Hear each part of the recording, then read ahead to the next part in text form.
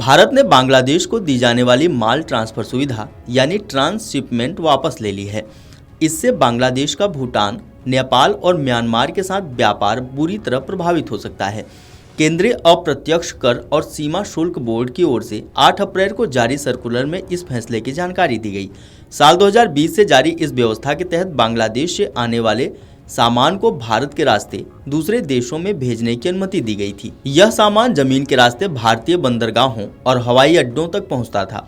इसका मकसद यह था कि बांग्लादेश आसानी से भूटान, नेपाल और म्यांमार जैसे देशों को सामान भेज सके। अब यह सुविधा खत्म कर दी गई है।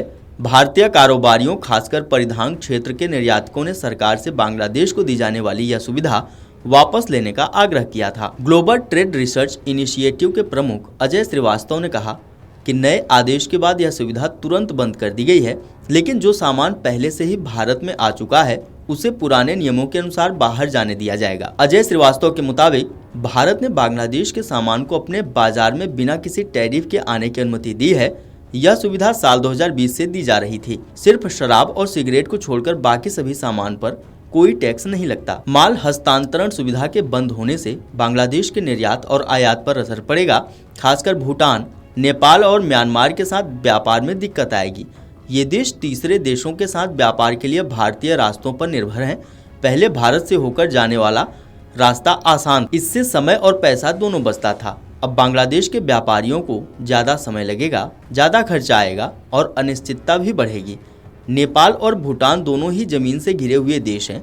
वो बांग्लादेश के साथ व्यापार के लिए भारत के रास्ते का इस्तेमाल करते हैं। व्यापार विशेषज्ञों के अनुसार इस निर्णय से परिधान, जूते, रत्न और आभूषण जैसे कई भारतीय निर्यात क्षेत्रों को लाभ होगा।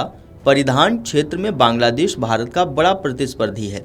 भारतीय कपड़ों के निर्यात को बढ़ावा देने वाली संस्था अपैरल ट्रांसपोर्ट प्रमोशन काउंसिल के अध्यक्ष सुखीर खेसरी ने कहा कि दिल्ली में हर दिन 20 से 30 बांग्लादेशी ट्रक आते हैं, जिससे कार्गो टर्मिनलों पर जाम लग जाता है और माल ढुलाई की लागत बढ़ जाती है।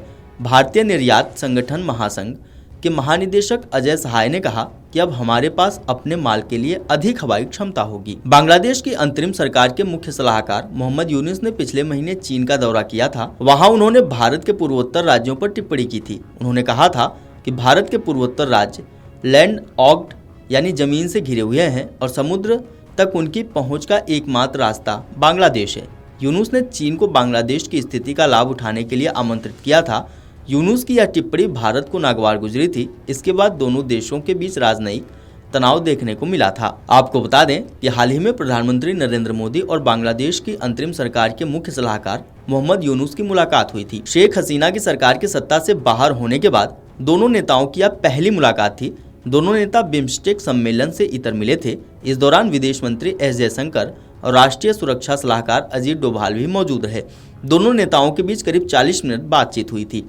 पीएम मोदी की मोहम्मद यूनुस से मुलाकात को लेकर भारतीय विदेश सचिव विक्रम मिस्री ने कहा था कि पीएम मोदी ने एक बार फिर लोकतांत्रिक, स्थिर, शांतिपूर्ण, प्रगतिशील और समावेशी बांग्लादेश के प्रति समर्थन जताया। उन्होंने प्रोफेसर यूनुस के भारत के साथ सकारात्मक संबंधों की इच्छा को रेखांकित किया। प्रधानमंत्री ने अपील की है कि माहौल खराब करने वाली बयानबाजी से बचा जाए। सीमा पर सख्ती से अवैध घुसपैठ को रोका जा सकता है और सीमा सुरक्षा को कायम रखा जा सकता है। प्रधानमंत्री नरेंद्र मोदी ने बांग्लादेश में हिंदुओं और अल्पसंख्यकों की सुरक्षा को लेकर चिंता जाहिर की। वीडियो डेस्क अमरउजाला.com। अगर आप ये वीडियो YouTube पर देख रहे हैं तो हमारे चैनल को सब्सक्राइब कर बेल आइकन दबाएं और Facebook पर देख रहे हैं तो हमारे पेज को लाइक करें। 8 मिलियन प्लस सब्सक्राइबर, आपके इस भरोसे के लिए बहुत धन्यवाद।